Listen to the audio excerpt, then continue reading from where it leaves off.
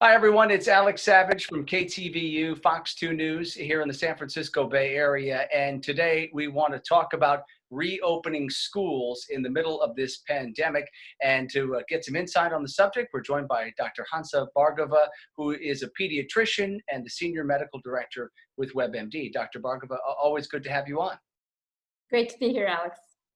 All right, so let's start with sort of one of the breaking stories just today that I just heard about, and that is in New York State. The governor there is giving the green light for all school districts to reopen for in-person learning, and that's based on the test positivity rate that he is seeing across the state. This doesn't necessarily mean that all schools are going to reopen for in-person learning, but they can if they present the right plan. How many schools do you imagine in the state of New York are going to reopen with kids in the classrooms? So look, Alex, I personally think that is a really good decision in that kids really need to be in school if they can be, for various different reasons, but really because of structure. There's kids who rely on food programs. There's kids who are in difficult circumstances at home that kind of escape from home. And it causes a lot of pressure on parents to have kids at home learning. So I think it's good for the child and good for the families for kids to be in school. So in New York, they're lucky, or at least at this point, they went through a lot, but they have been able to control the virus. And so I think it's probably a good thing. What sort of plan, though, for a district that decides to reopen after being given the green light from the state? What kind of plan should they have in place? I mean, obviously, we know about the safety measures, trying to keep the distance between students and staff members and all of that. But what sort of plan should they have for the inevitable sort of scenario where someone in that school community tests positive for the virus, or you have a larger outbreak? Yeah, the plans, of course, will be county dependent and resource dependent. But first and foremost, like you said, they need to make sure that the kids can learn in a safe manner. If somebody tests positive, then there should be rules in place where you have the capability of testing others and to isolate that person with contact tracing. So if it's a person in a classroom, a child in a classroom that tests positive, probably you want to make sure that everyone in that classroom gets tested and quarantined until they come back with a negative test result. And also, just on that topic, Alex, I think it's really important to say that, this is a time where we need to kind of work together as parents as well and make sure that if our children are sick or they have any symptoms, don't send them to school, because it basically will cause everything to stop in place, and the school may have to go into phase where they're online learning again. Obviously, you probably know. I mean, here in California, all of the major school districts are going to be starting off the year with remote learning, and obviously we wait and see, if the situation on the ground in terms of cases changes, and maybe things shift to in person in some cases. But we are seeing a scenario where kids are already returning to schools in person in certain states. I know Georgia and Mississippi, Tennessee as well. And then what you have is, they return to the classroom, and already you have positive cases being reported in those school communities. What should be the takeaway here when we hear about students returning for in-person learning and already you have cases? Yeah, I think that's a really good point. I think the takeaway, Alex, is that we have to work together. So we talk about the schools having the safe areas of social distancing and masks, and they should have resources to have that. But it's not just the schools, it's also the community to make sure that they're following the rules so it doesn't spread, because if it spreads outside the school, it'll spread in the school. And lastly, the parents need to be on board as well. So some schools are having, a contract for parents where they agree that they will not have their kids in activities that don't have masks, don't have social distancing, or are in large congregations, or they won't go to parties that have large groups of people. We all have to work together if we want to get this done. Do you think that that the school districts, the teachers, the administrators should be enforcing mask wearing by all students? I mean, assuming it's not younger kids Right. where it's a little bit more challenging, but if they're older kids, middle school, high school, shouldn't we be enforcing mask wearing on campuses if you're going to have the kids there?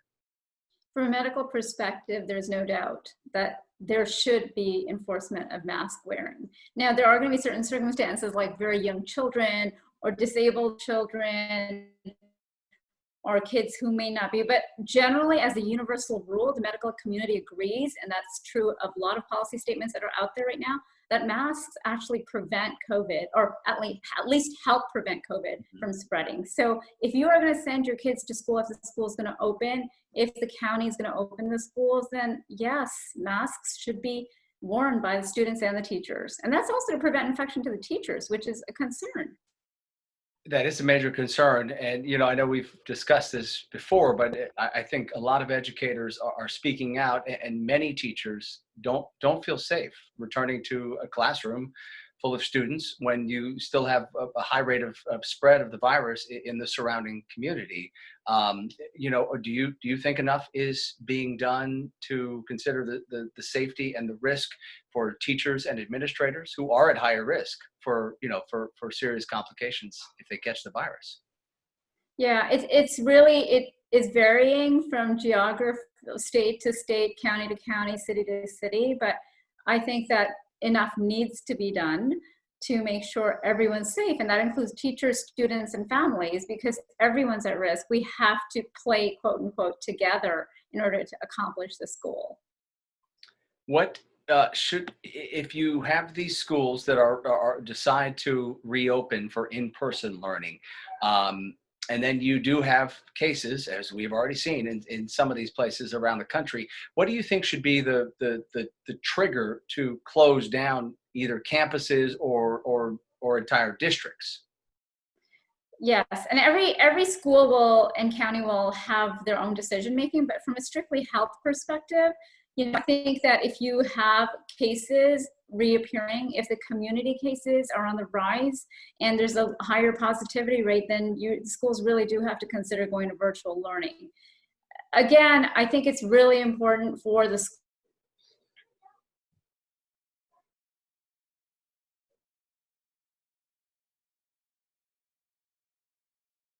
schools to have the right resources for following the rules. We are abiding by the rules, and that means not sending our kids to school if they're sick, not congregating in large groups, and wearing masks and socially distancing so that we can make sure our kids are able to go and learn at school, as most parents wish, I think. Yeah, I mean, I don't even think, there's no debating the fact that, we all would prefer, and it is ideal to have our kids in a classroom setting, but obviously safety is the paramount concern, and you just can't do it until the spread in the surrounding community of the school is at a point where it feels like it's manageable, and that's sort of what the governor of New York, for instance, is looking at. He's looking at the test positivity rate, and he thinks it's at a point where it's manageable. But again, a lot of other districts around the country, they're going to start with online learning, and obviously the first go around on distance learning, there were a lot of hiccups. There were a lot of issues, to say the very least, in terms of getting kids connected, getting them engaged. What do you think districts need to do this next go around to try to make sure that students are able to connect and able to stay engaged with their teachers in that remote learning kind of a situation?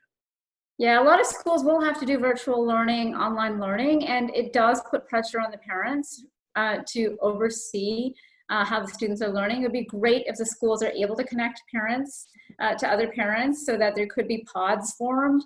And that might, to me, that's similar to carpool, right? I mean, parents reach out to other parents to do that, but I would just caution that the pod really needs to be, a few families and no more, so that those are the only people that you're kind of seeing and the coronavirus is seeing. Because if you make the pod too large or too many parents are involved, then the chances just increase. Every person that comes into that pod brings probably 20 to 30 people into the pod, right? Because it's really who they've seen over the last week or 2 weeks. So I think that you want to be with parents and group yourself with parents who follow the same rules as you do. And hopefully those are safe rules so that infection doesn't spread. With online learning, obviously one of the big issues that came to the forefront was sort of the inequities when you're talking about students who who are economically disadvantaged, really not being able to connect and being able to learn in the same kind of a way. We talk about sort of closing that digital divide. To make sure you can reach all students. Are you confident, that districts across this country have better plans in place to close the digital divide, make sure that students aren't left behind? I am not confident about that, Alex. I think a lot of districts unfortunately lack the resources of doing that. And it's really, really sad for those families where children are told they'll have online learning, but they don't have a device to do it or the broadband to do it. And it's really difficult for them, in addition to the fact that their families might be trying to work and they may not have the capacity to actually stay at home, or if they are staying at home, one person's income is lost and that person stays at home to watch the kids. So there's a lot of downstream effects from the digital divide, I think. And ideally, in a pediatrician's world like myself, every child would have, the laptop, the broadband, and have every school, if they went back to safely, would have the resources to provide that. But unfortunately, we're in a world that's not happening. Ideally, right, the hope is that even with districts that are starting with remote learning, we're all hopeful that maybe the case count in the surrounding communities, wherever these schools are, we improve toward the end of the year, and maybe there can be sort of that shift where at least maybe you start bringing kids back into the classroom setting a couple days a week, right? Where you could sort of space things out, and so have some kids coming some days, some kids coming other days, and at least getting some of that in-person learning. You think that we could see a shift like that maybe partway through the year if we see an improvement in the spread? I think this is all a learning exercise for all of us, and I certainly the schools as well, and I would commend the schools for trying very hard to get this safe practices in place. But I think we all have to kind of think out of the box, and hybrid learning is a great alternative. In fact, the schools that I've seen come out with agendas and plans of how to establish that have often pointed to phase 1, phase 2, phase 3, and they've said, yellow, orange, red zones, and how they would move from in-person learning to hybrid learning to all remote learning, depending on what's happening in the community and at school. So I think we'll have to adapt, but the schools really have to be innovative and take a look at how they can kind of get around this problem and navigate around this problem so that the kids can get the best that they can get. All right. So another issue as we look toward the fall, and potentially with some students returning to their classrooms, one big issue, of course, is the coronavirus pandemic colliding with flu season. And I know this is something that you as a pediatrician have continued to push for. Certainly, all kids and everyone for that matter, but especially kids who may be returning to a classroom setting at some point throughout this year, so important to make sure they get their flu shot. Alex, I am concerned. I think the fall could be the perfect storm, so to say, in that we still have coronavirus, we're battling that, and then the flu season hits. And I'm hoping that won't be the case, but we do have to think about that scenario. Last year, the flu was pretty rampant. It was, over 400,000 hospitalizations, thousands upon thousands died. So we don't want both coronavirus and flu to be out there together. It'll overwhelm the health systems, and the symptoms are very similar too. So this is one of those years I strongly push everyone to go and get the flu vaccine. As we wait for the coronavirus vaccine, at least let's use the vaccines that are out there, right, that are proven to be effective. So if there's any year I would push you and the children and families to get the vaccine, it would be this year for sure. All I right. mean, I always push it, but you know. No, absolutely. But it's sort of one of those things where Especially now. this year, Yeah. more than any other, because I've heard the same thing, that there's a lot of concern about flu season and the pandemic, and this all coming to a head, and it could be potentially pretty bad. As we wrap up here, just sort of your final thoughts. And what your message is for parents. You obviously know that there are so many parents across this country that even if their kids' school said today that they were reopening and you could send your kid back to school, it's just you get the sense there are so many parents who wouldn't want to send their kids back to a classroom setting, wouldn't feel comfortable about it, and wouldn't think it was safe. How should all of us as parents know? I mean, obviously, we're going to hope that our local districts, our local health departments are giving us the best advice. But how do how do I know when it is safe to send my kid back to a classroom? I think, as you said, I think a lot of parents are grappling with that question, myself included. I have 2 kids as well.